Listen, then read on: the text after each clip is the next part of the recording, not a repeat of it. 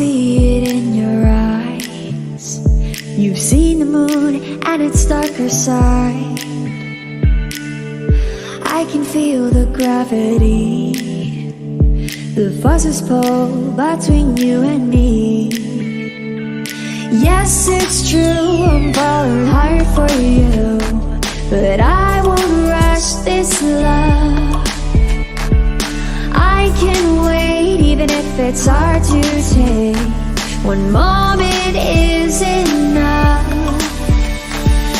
I will be standing here right by your side. I will be standing here till the end of time. I will be standing here all through the night,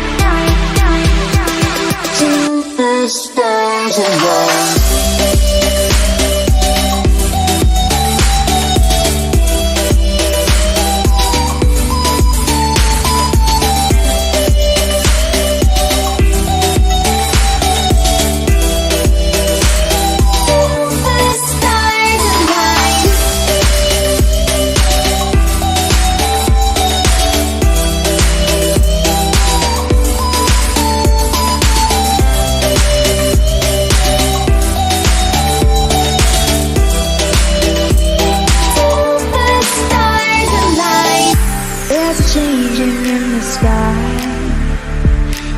A little lighter over time.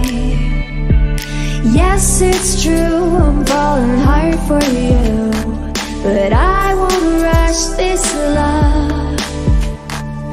I can wait even if it's hard to take. One moment is enough. I will be standing here right by your side. I will be standing here till the end of time. I will be standing here all through the night,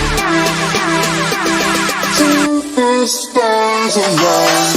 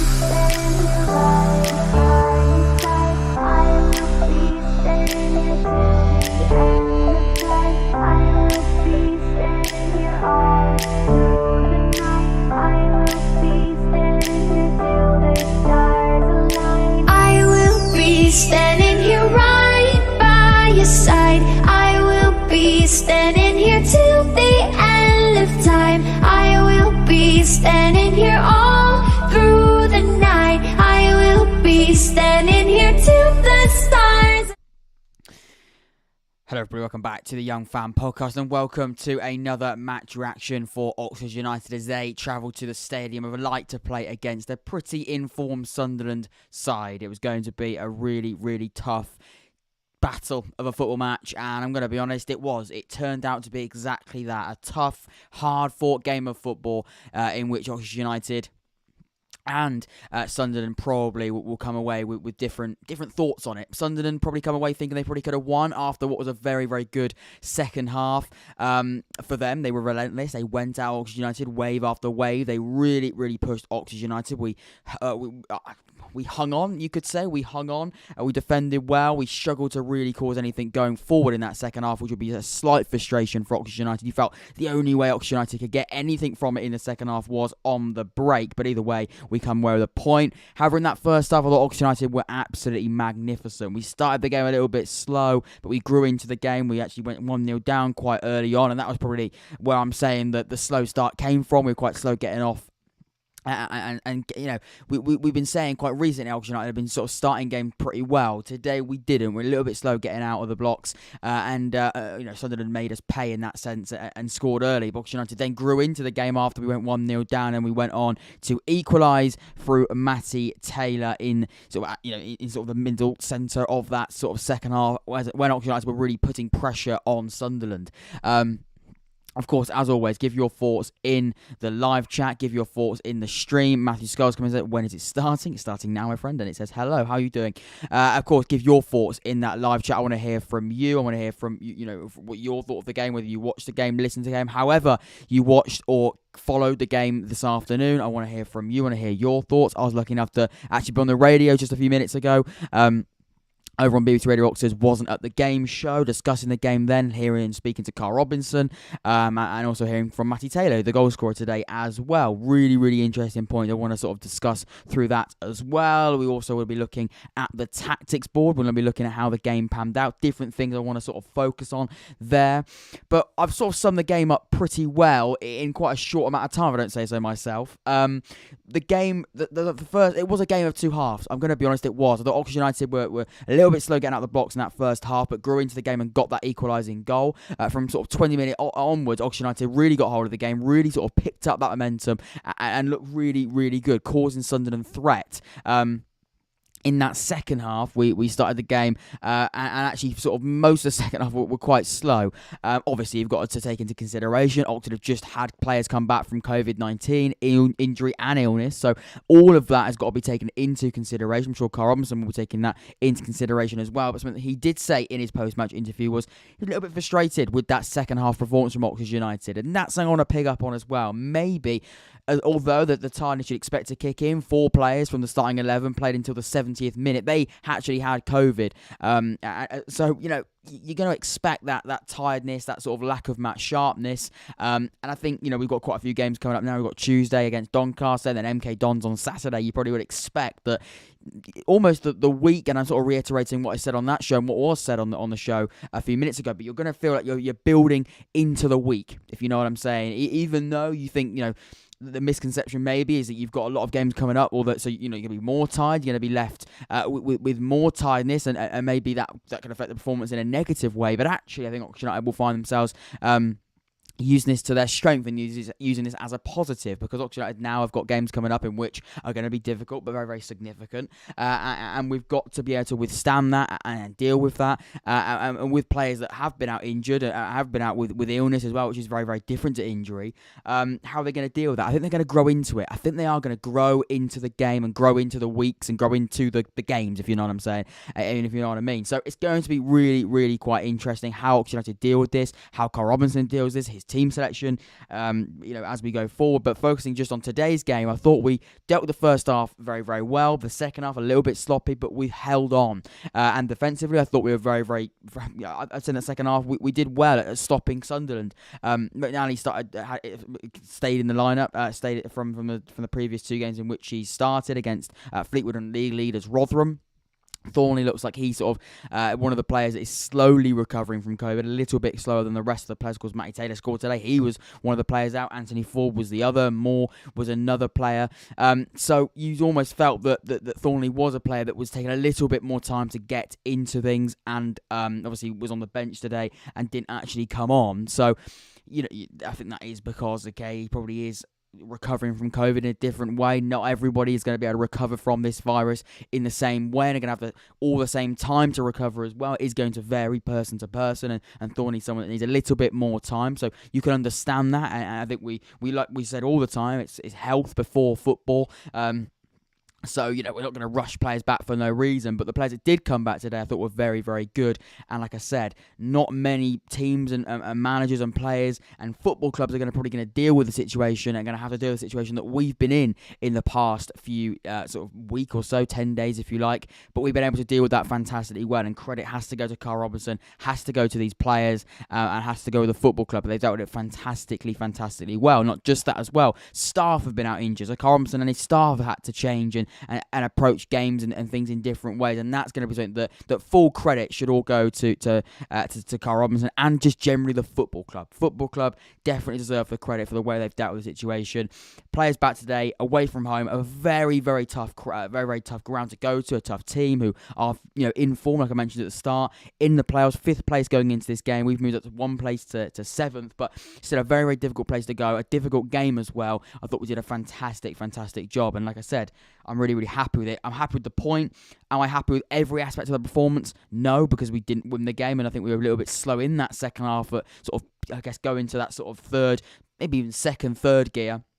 And kicking on and going at Sunderland in a more aggressive, offensive way. Maybe we can look at it from that perspective, but generally we look at it from face value. Would I have taken a point at the start of the day? Would I have taken a point going into this game? Yes, I would. What were we speaking about last season? What were we saying last season about Oxford United against these top 6 clubs, top 8 clubs, teams that are currently sat in the top 8? We were saying we've got to go there and put in a performance, but most importantly, get something from the game. Last season we went here. It was a very difficult, different game, quite a feisty game, but this one was. It's looking like it was going to be more feisty than it's actually turned out to be. The referee did a fantastic job at sort of keeping that aggression at bay, but I thought really interestingly, Oxford United came here today, played at times with that sort of, I guess, a bit more freedom, where previously and in the previous season when we're talking about going against these sides, we've looked a little bit locked, if you like, a little bit locked up in ourselves, not really being able to express ourselves and go at these sort of oppositions and getting something from the game, and that'll be something that Karl Robinson will be really and his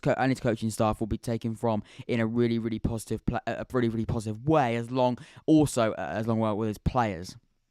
Now, I also want to say something, and I want to sort of bring you to the next screen. Let's go over to this screen here. This is sort of how it all lined up. So this was the sort of the first half way of approaching the game. You can see here.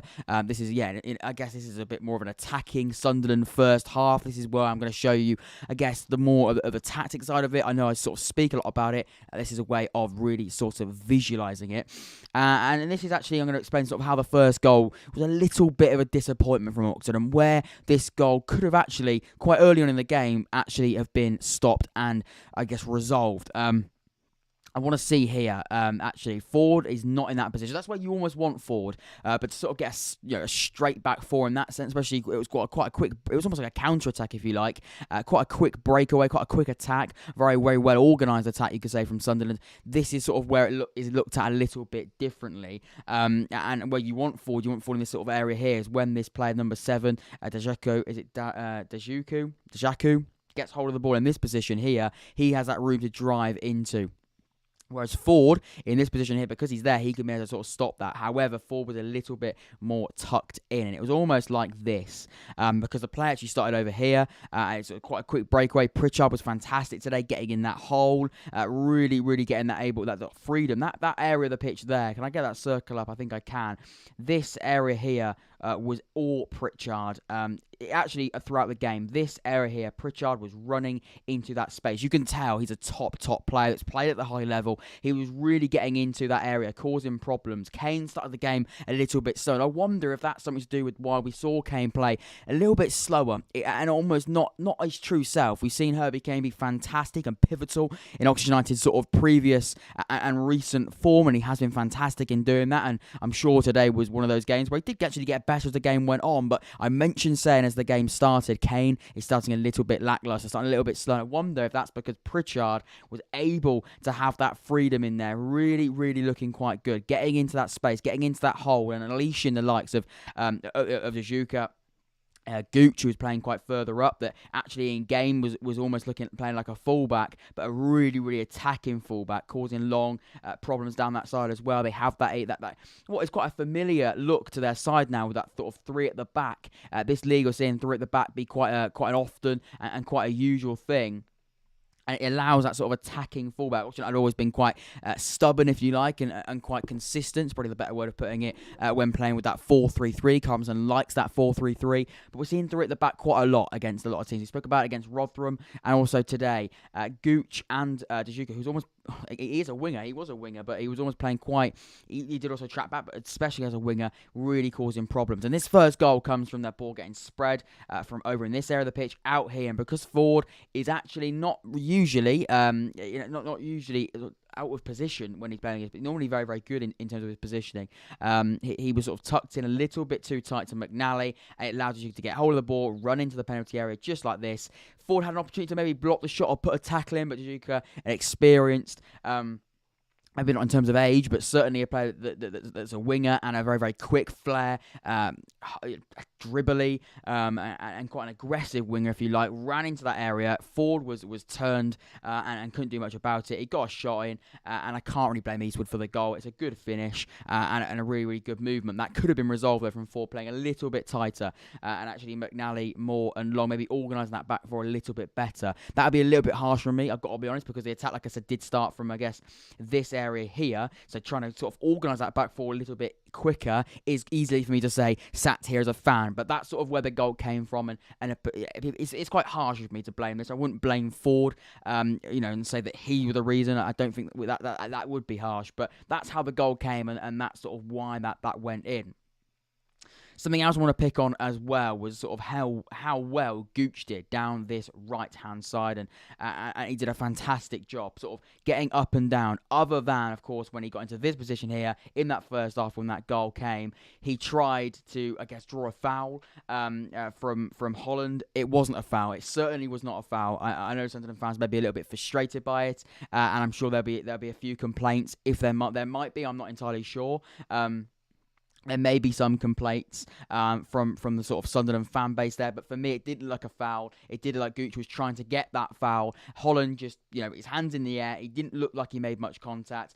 The referee made, I think, the right call. A little bit biased, of course. I got my sort of yellow-tainted glasses on, if you like, being slightly biased. I won't lie from that, but it didn't look like a foul from my angle. And Holland comes in and just squares it to Matty Taylor, who, like I said, has been out injured, but he's a bagsman. He scores goals, and he scored that one no different, and equalises a very, very important goal.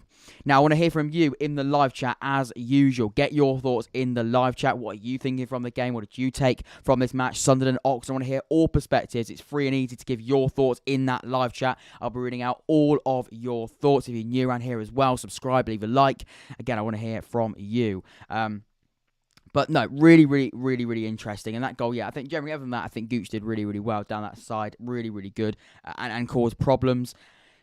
Like I said, it was a fiery game. It was a fiery game. It looked like it was going to be a little bit more fiery than it actually turned out. The referee, I thought, did really, really well, sort of keeping it to a good degree of heat, if you know what I mean, in terms of that aggression and that sort of feisty, that passion that we love about football, but sometimes can affect Oxford United and Sunderland in this game really in so many different ways. But really, really happy with how the referee sort of got hold of the games. I think sometimes Oxford United can get drawn maybe into the wrong things and can be sort of affected by different things more than other teams. The dark arts of football is something we've spoken about a lot on the podcast, and we spoke a lot about just generally in football, especially in League One. And I watch League One more than I watch many other leagues. League One is something that dark arts was a massive part of it, and you could see Sunderland were trying to do that. They're trying to break up the game in different ways. It was generally a fantastic game of football. I'm not going to say otherwise. It was a fantastic attacking, I guess.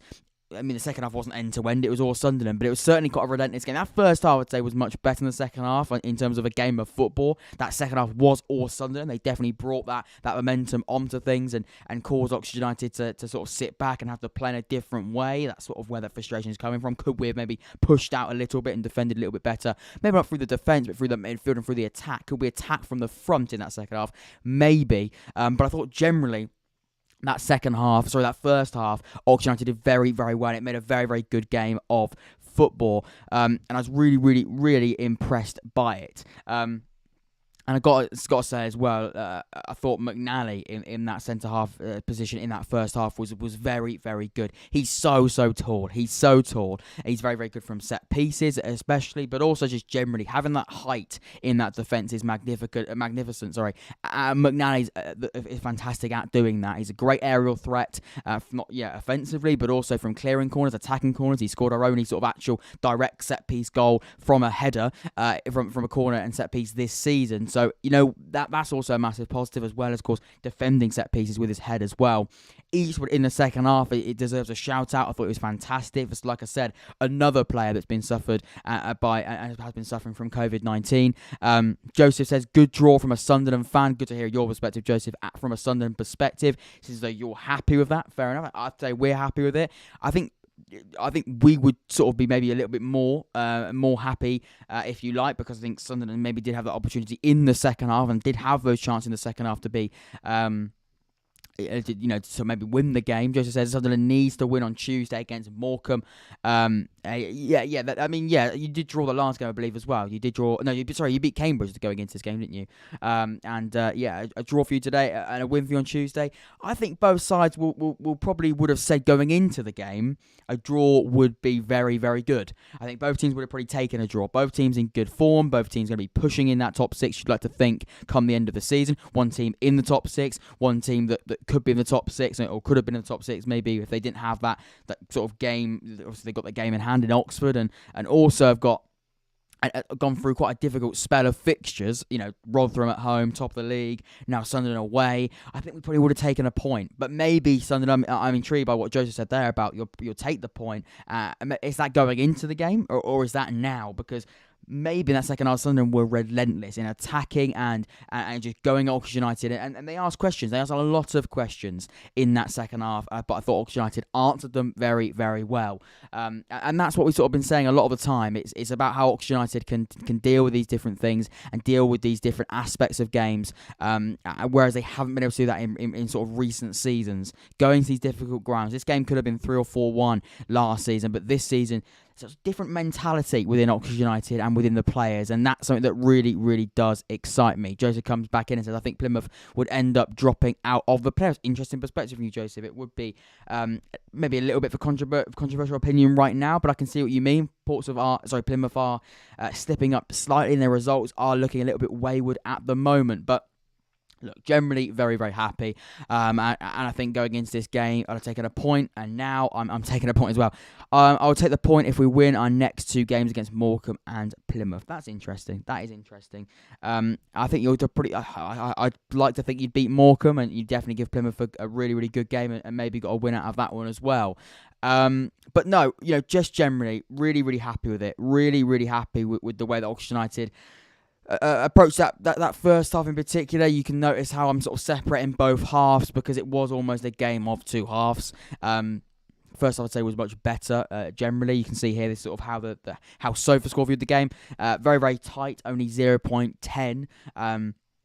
Or 0.10 if you like, difference in terms of average ratings from both sides. You can see that the 3-5-2 set up from Sunderland, and from Oxford that 4-3-3, that familiar 4-3-3.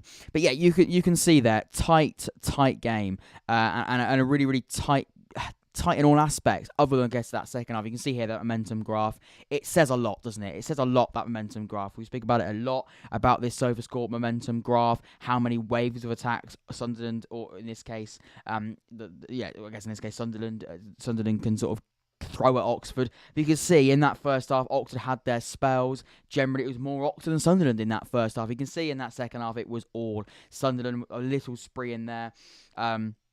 In that second half, around that sort of 75th mark. But generally, Oxford United were very, very outplayed going forward in that second half, and that's probably where the frustration is coming from an Oxford perspective, and maybe even a Sunderland perspective, because they couldn't sort of jump on that. They couldn't take advantage of that, is the word, in that second half when they did have that momentum. That tells a story. That does tell a story of the way that it goes away. This is sort of the sort of definition of an attack momentum graph. It's a new and a unique way to follow your favourite games live using a complex algorithm. We're able to bring you very, very accurate insight into the course of the game. Peaks on the graph are showing the pressure of a team throughout the match. Away team, short period of low pressure. Yeah, so this is the home team, away team, and you can see it there. That I watched the game, and I can see it here. That does tell a really, really good story. The second half was a Sunderland second half, and like I said, you could see that.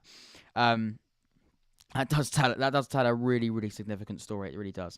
7 minutes, like I said, and it did come from Alex Pritchard, like I already mentioned. He got a lot of room in there and allowed Leon to get that goal, and then Matty Taylor, of course, getting that goal as well. These are the interesting stats to look at. Oxford United dominating possession overall. Be interesting in that second half possession. Yes, it was all Sunderland, as I may have thought. I didn't actually I haven't looked at these stats before going live here, but you can see here Sunderland dominating in most areas. That first half a little bit more equal. Actually, Oxford United dominating in most halves. It was a game of two halves, really, wasn't it? 57% possession, and that second half was all Sunderland.